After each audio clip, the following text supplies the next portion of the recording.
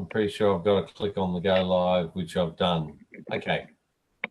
And we'll make sure back in the group that we're actually going live in there. Righto.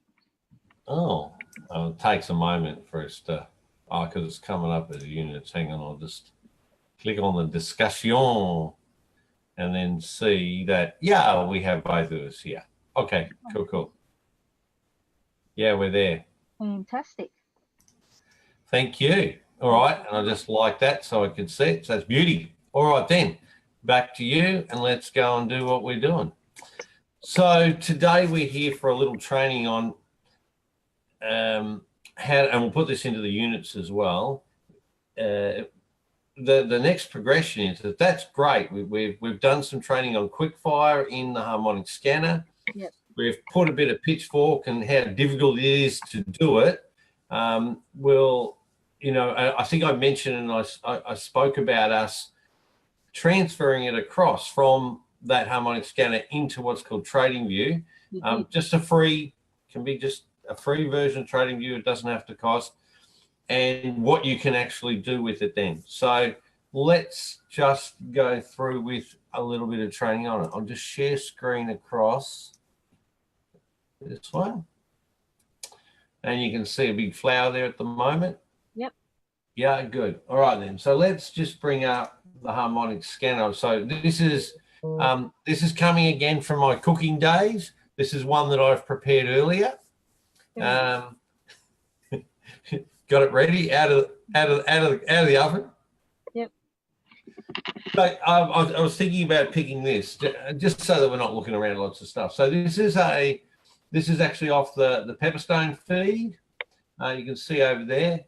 Up the top here, you'll see that it's a Pepperstone feed. It's the Euro Canadian dollar. Yep. Euro CAD. It's a 15-minute chart, and it's a shark pattern. You know it's a shark because it's got these two entry lines. But it just shows you also, too, that this shark has not gone to the second entry line, which is, sorry, the entry line closest to the stop loss line. And that's an important feature because of why, Heather? From a quick fire perspective. For the 15%. Well, the point is it hasn't even touched that second entry line. So it wouldn't be a quick fire and it wouldn't be a 15. You wouldn't take it. No. From the objective rules, it's not a viable trading scam. Yep. So that first things first, that's where it's at. Sorry, I misunderstood the question. No, that's quite okay. Maybe I didn't put the question in the right sort of way, but it's not from a quick fire objective. You know, it might have the RSI might be below 30. You know, it might have diversity. You know, and all those things might be. But the first things first is it hasn't actually breached or touched the entry line closest to the stop loss line, the red one.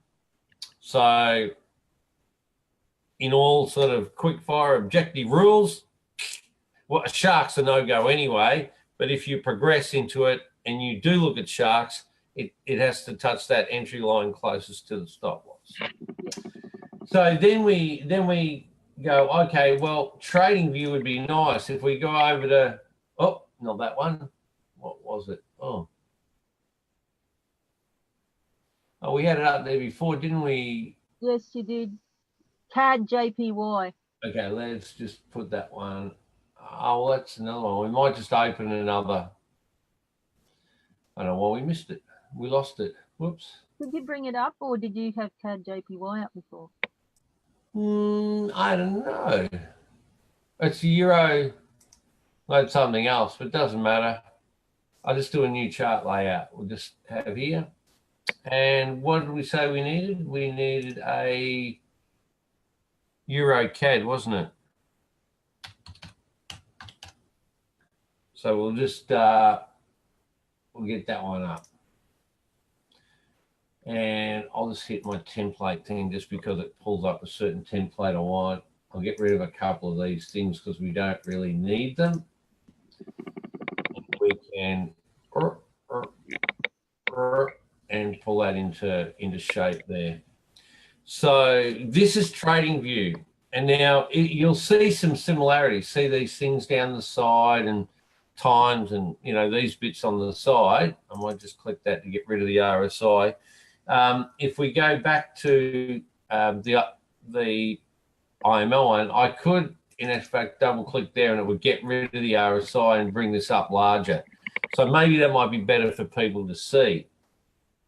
But you'll see that the things down the side there and across, you'll even see, where is it? Where does it say there somewhere? Over here, charts by trading view, down on the bottom left. Can you see that there? Yep. So it's actually like a skin or a sort of a thing that they use, the screen, to put it on, but it's not as functional as you probably see in one of the other videos that Heather and I are in, that trying to put it on, putting pitchforks on or something is pretty difficult. It's easier in trading view to do that. Much easier, much easier, and I'll show you that. Yes. So let's look. What we're doing is showing how to transfer this chart into your trading view. Is this correct, Brian? No, the scan here, this the shark scan over in, or any of the scans So over in the trading view. Of the, and this is a scan. This is a shark scan. So we're taking that shark and we're going to go put it over into trading view. Correct. Okay. Correct. And we'll just go through the steps. First steps first is you really need to get down the bottom of this one and the trading view. You want to have the same time. Just for the sake of this, I've got it on New York time. You can just put on your local time. It really doesn't matter. It's just a lot of the posting I do, it needs to be in New York time. So that needs to be in New York. Then if I come now to the EuroCAD chart that we're doing, I need to make sure that that's also in New York time. Okay? It just makes it simpler for us to actually do that. And the other thing is there's a little tool up here, or a set of tools down here. One of them's an arrow, and I'll show you in a minute why. And I've got like a little palette here with that arrow. We want to have the magnet off at this point, and I'll show you why. So let's just flip back to flip back to here. So if we look at where the X is, and I just put it somewhere near the X, and you can see down on the bottom, right on the bottom there where the time comes up, it says it's the 15th of the 8th at 16:30. Yeah? Yep. So what we do is we do this. We go here, and we find on here the 16th of the 8th, 15th, Was it the 15th or the 16th? The 16th, I think, didn't it say? We'll go back to it. I apologise. I thought it was the 15th. No, here. So it's the 15th. Yeah, it's 16:15. Yeah, it's the 15th and it's 16th. Yeah. So 15th.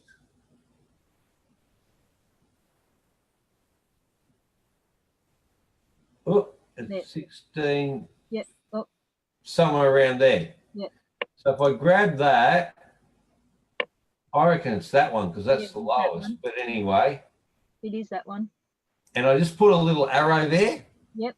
This is how I do it anyway, just so that I'll show you in a minute why I do it. It just makes it easier to recognize. Come back to the chart. I find out where the A is. A is, if you look down on the bottom, it's the 16th at 10:15. Yeah? Yep. So grab that arrow. I'd say it's around there. See? Yep. All right, so that's that one. Then we come back here and we find out where the B is, which is the 16th at 14:15. Get another arrow.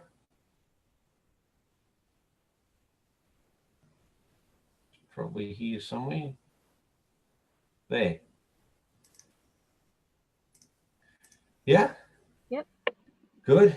Back again. Find out where C is up here, which is the 17th at 4, which will be this high one. Yeah? Yep. Come back here again, and D will be right down the bottom of this big round one. So it's the 17th at 8:30.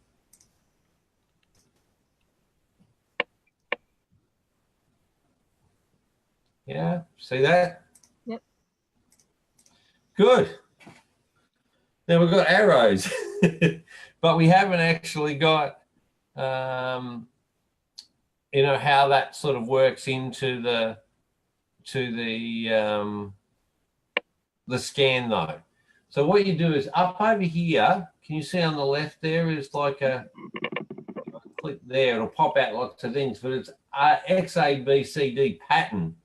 So I click on that and I click on the magnet tool because I wanted to actually attach to the bottom or to the top of those candles.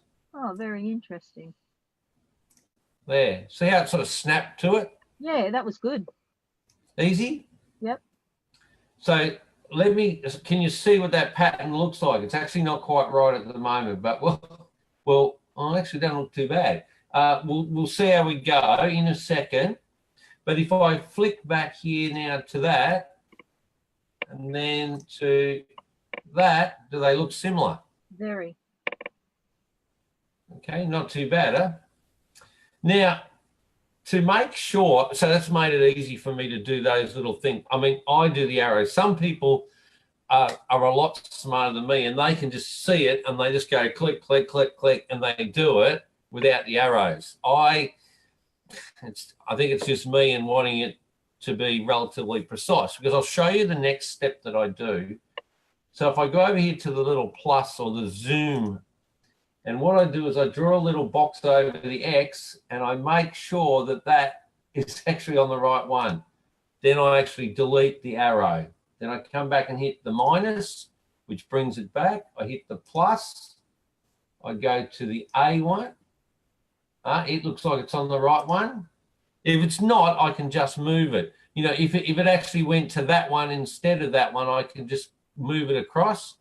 Then I click on the arrow and get rid of it. Then I come back, click the minus, click the plus, put a little box over it. Looks like I've got the right one there. Click on that arrow, get rid of it. Go the minus, click the plus, go up here onto the C. Yep, looks like I've got on the right spot there. Click the arrow, get rid of it. Do the minus. This actual scan is not that complicated. But when you've got a number of little candles and you've got to get a precise one, this process I'm just doing is actually quite vital. So you can actually see that now. That's now transferred over. That's excellent. You don't have to worry about it. It's got it at the right time, in the right space, in the right spot. So now... And you can save them too, can't you? Sorry? You can save that? Yeah. So that's now saved. So I can actually then, I'll rename that. So I can actually do that as a EURCAD 15-minute. I call them a single. So it's just a single one in there. All right. So that saves it. It's been saved. That's good. So I've got that now if I want to go back to it at any time. Now, remember we spoke, we've got the last one, remember we talked about pitchfork, QF15 and then pitchfork stuff. Yeah. So this allows me now to put on Fibbo and a number of pitchforks. If I wanted to, I could grab out, so, let's imagine it hasn't actually gone as far as it has, and we're sort of down here. We can actually then, because the magnet tool's on, if I click from there to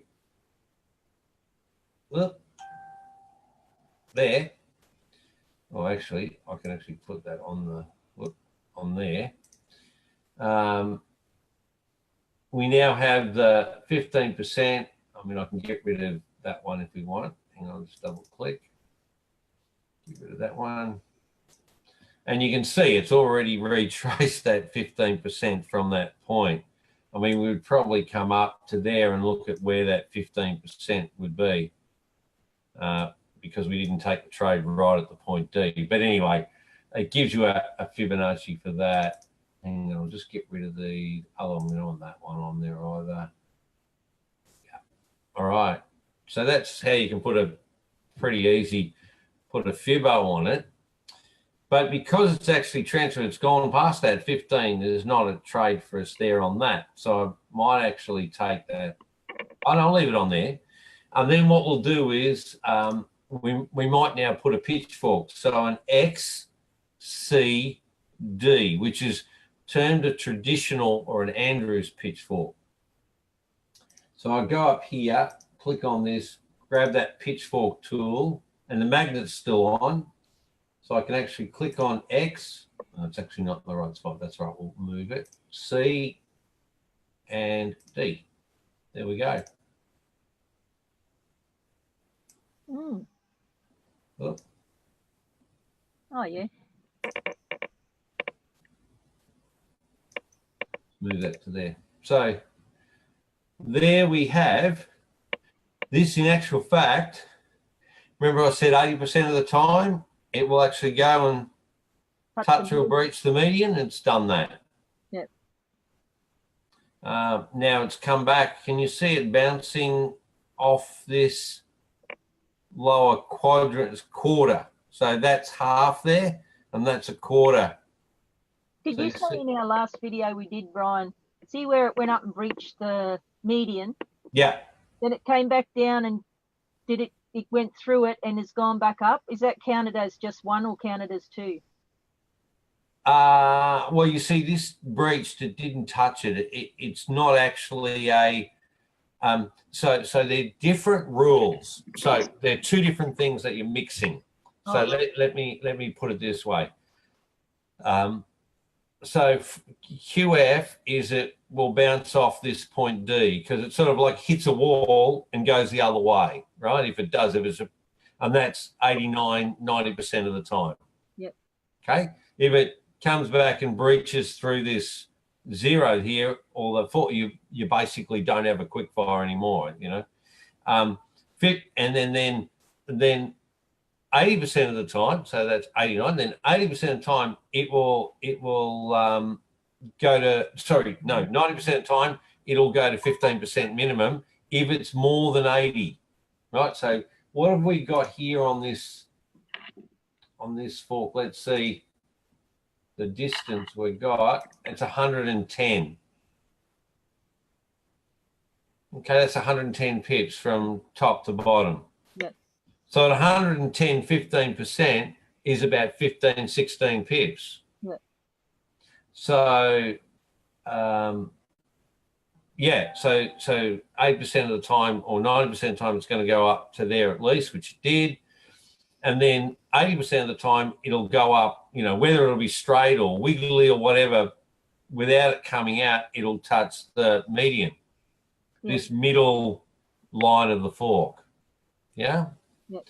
So it's done a quick fire because it's come off the D hard wall and come back. It's done the 15%. It's also come back and touched or breached the median. So they're three different sort of rules as such. Does that make sense? Yeah. Okay. So when you talk about touches now, that's different. Now the point is, that is not a touch on the median. That's a breach. And then it's come back down again. It hasn't come. When we talk a touch, you're talking about this sort of thing. Let me just zoom into, hang on, we'll just grab this patch. That's a touch. They're little breaches, but it's sort of the bottom of the fork, bottom of the candle is a touch on there. Yeah. Yeah? Yep. That's not a touch. That's actually a proper breach. And then you know, like that's a buy breach up through and then a push back down again. So it's not a touch actually on the median. It's a breach through and then a return.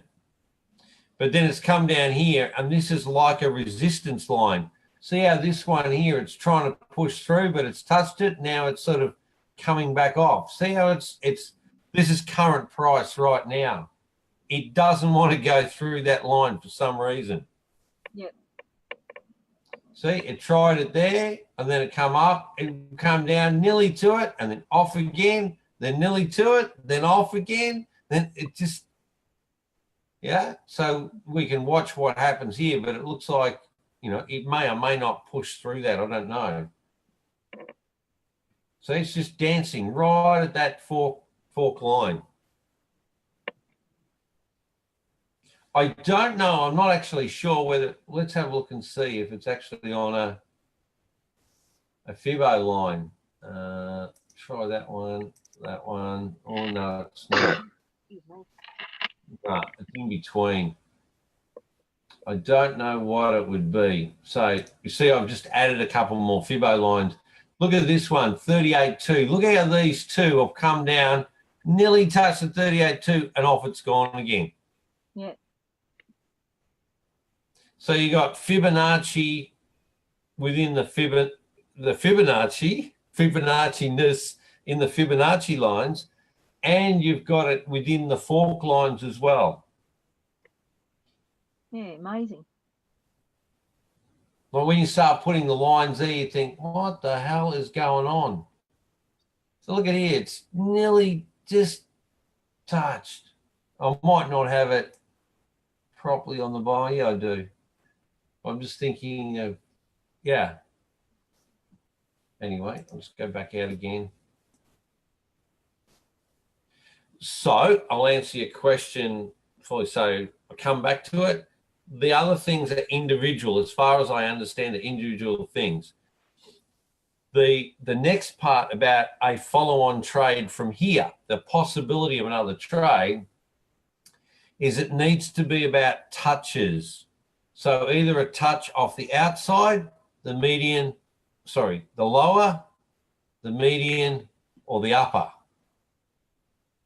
Now it hasn't touched the median there. It's gone through and broken. So that's not a qualification of possibility of another trade.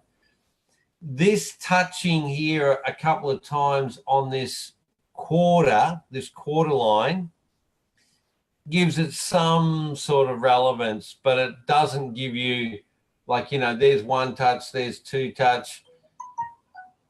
It's not necessarily what we're wanting to trap trades with is whether they come down to this bottom line, you know, the outer parallel or the middle or the upper. Yep. So it could be frustrating. You look at it and go, oh, it's not, you know, touch this or that. We're not about trying to chase trades. You know, it's not like, oh, you know, we could do this or that. It's about what a trade. Sorry? It either is or it isn't. Correct. Yep. Correct. So from that point of view, it's important to look at it. At the moment, there's not a trade in this from a pitchfork perspective because it hasn't really touched an outer, a median, or an upper, as in touch and leave. Yep. And what we need are two of those. So, for example, if this came down further and it touched the lower parallel and then it went off again, that would be one touch. If it came up and touched the median and went off and went again, that's two. Now we're looking at tradable. Second scenario, if it goes from here, bounces off here and goes up and touches the median, that's one touch. If it continues on, so it has to touch, it can come back and go past, but it's just a touch on. And then it goes up and it goes up to the upper parallel, touches and then comes back down. That's two touches then. So if it comes off the top and down, then that's two touches. It could come here, go up, touch that median, come back down again, touch here, go back up to the median. That's 2 touches again. Yeah? Yep. So that's what we're looking at as subsequent trades from a scan that it's past the quickfire. So if we got this scan right at point D and we looked at it and we went, oh, wow, we could have got a quickfire out of it for whatever, 10 pips or something. We could have got the 15% out of it and it would have continued. We could have had a trade continuing even past our 10 pips, right? But then the next chance is of it going to the median, which it's done. My gosh, it's fulfilled 3 of those high percentage probabilities already, this. So what would that tell you, Heather? If it's already fulfilled 3 of them, would you say this has got a high probability of being a really good sort of the probability of having further trades, or do you think it's already done that, it's finished? Oh, it has a probability. Yeah, because it's already demonstrated those basics, everything that you add on to from a scan that shows those things is showing its increased probability of more positive trades out of it. Yeah. Hey, look at this. This is now broken down through that quarter. The next candle. Look at it. I'll zoom in. See how it's broken down? Yeah. But look at that. There's a Fibbo line just underneath it. I'll show you. Yeah, we got a 38.2 just below it. That may come back and just bounce off the 38.2. I don't know. I'm not going to propose. There are some other figures I've been studying in Elliott waves and talking about a 1, 2, 3, 4, 5 ABC move. And there's percentages in that as well. So it's something we might talk about in the future.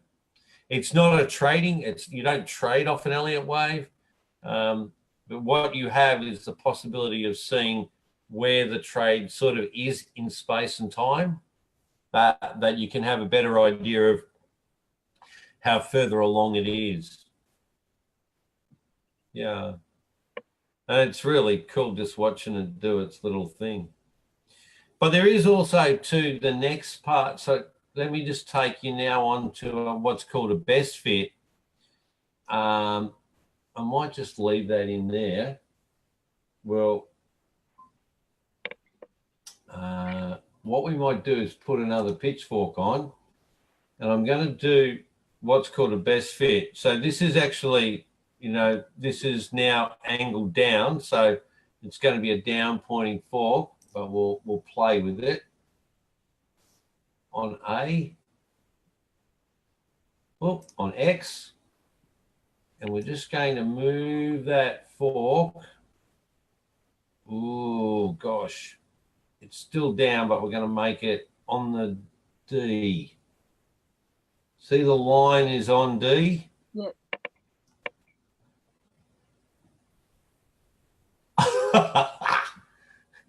Look at that. Can you see that median line of the fork? Yep. That price is dancing right on it now. Right on it now.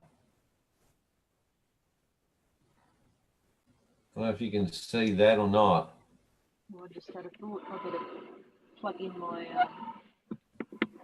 You're all right. No worries. But this just gives you another... Like I can move this. I'll show you. I can't really move it up to the C because then it's the wrong way.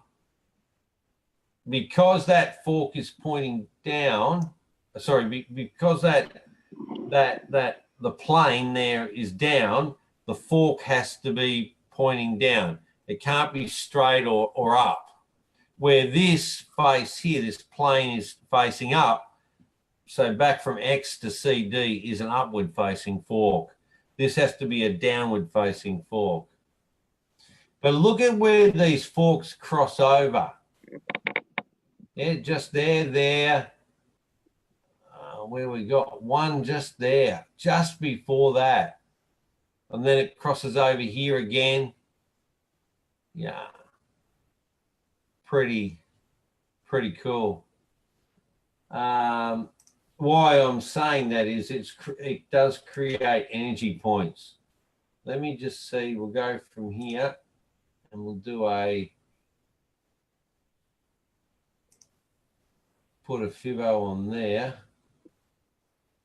You don't really want that on that.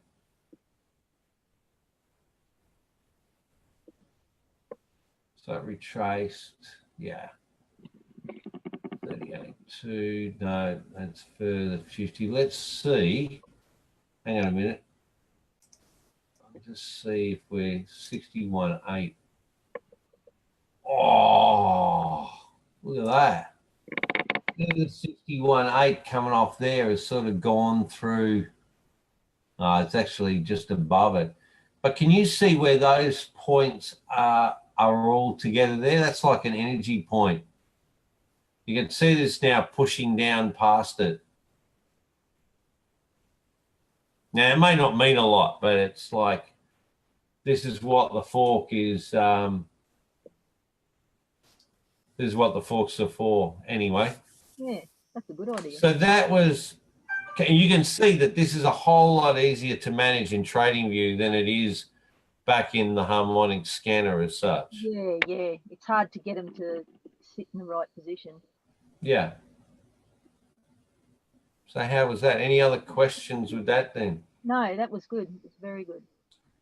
So it's the effort, there's effort involved in it, but the rewards that come from it are heaps.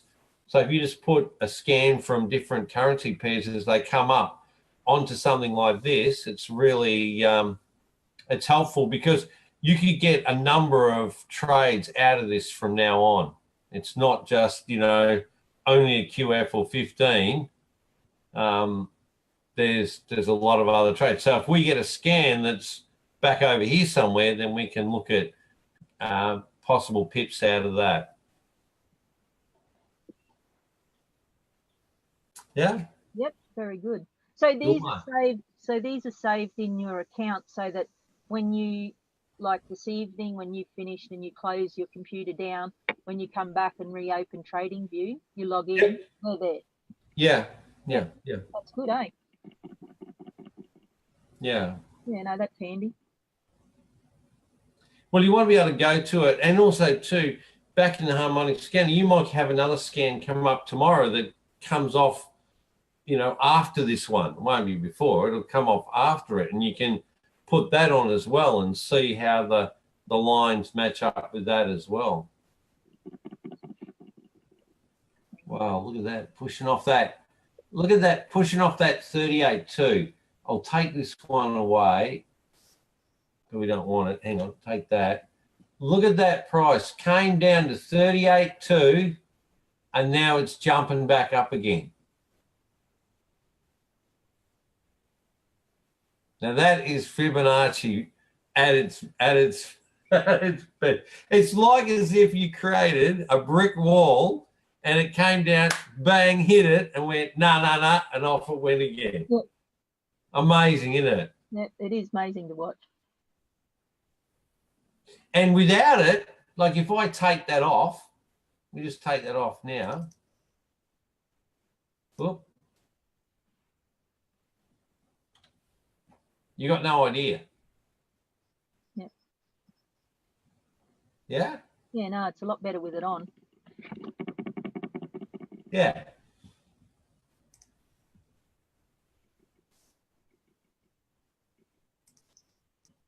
Look at that. Yep. So easy. 38.2. Look at it. 38.2. Just touched it, and the candle went through, but then it pulled it back. It's pretty cool. Yep. To watch that. So, yeah, if people say there's no magic in it, well, there isn't magic. It's not magic at all. No. But the point is, you think about the markets are people. There's all these people putting trades on for buys or sells or whatever it is, and they're not connected to each other, you know, in a direct way. Yet the whole currency pair, that currency pair, Euro Canadian, all is reacting because of all of that. But it's also honouring those Fibonacci lines. Yeah. And those pitchforks. You know, look at it's amazing. Anyway, so that's the training on how to. Now, I actually had that on one screen. You saw that I had one screen. And if you've only got a laptop on one screen, that's what you do. You have the two and you sort of jump, you know, put one up, put one down, put one up. And until you got your arrows or your connection points, once you've got those points, 5 points, you just straight over and then you can play with it. It's just getting those 5 points. I've got the luxury of having two screens. So I have my harmonic scan on one, the one that you're seeing me through here, and the other one I have the trading view up. And so I can just go from one screen to the other. That's where it is, that where it is, that click, click, click, click, done. And it takes me probably 30 seconds. Yeah. And then it's all that little tidy up, zooming in and that to make sure that it's precise. You know, takes the extra little bit of time. But I can tell you now, at the start, it took me a while to do each one. But now I can do them in probably do a whole scan and up and put all those pitchforks and stuff on probably within less than 5 minutes for each one. Yeah. So there's the inspiration to get out there and do a few of those. That was good. Good training. Yeah. Yep. All right. No worries. Any other questions, Heather? Or no, I can't think of any. I think you covered everything that needed to be covered in that video. Great. I don't know if there's no questions that I can see in the group at the moment.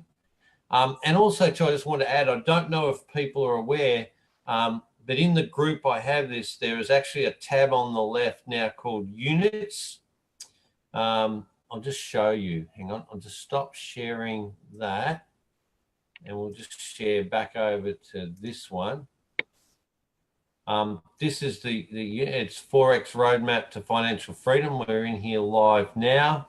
And you'll see now there is a tab called Units. If you click on Units, it's just starting out trading Forex. Is it for you? And I've put a little questionnaire in Unit 1. And in Unit 2, it has Quickfire at the beginning. It's with Heather and myself and Dan, where it's about 2 hours or so in that one. And then there's one there with me saying some of the reasons you would not take a Quickfire trade. Then it's the previous one, which is Quickfire Basic 15 and Pitchforks. And I'll add this one on under there, which is how to transfer the scan from IML Harmonic Scan over into TradingView. Oh, that's great. Yeah, so that's there. Just to make sure we're back onto here. Good. Yeah, shout out to Damon Brown there that was watching us as well. Thank you.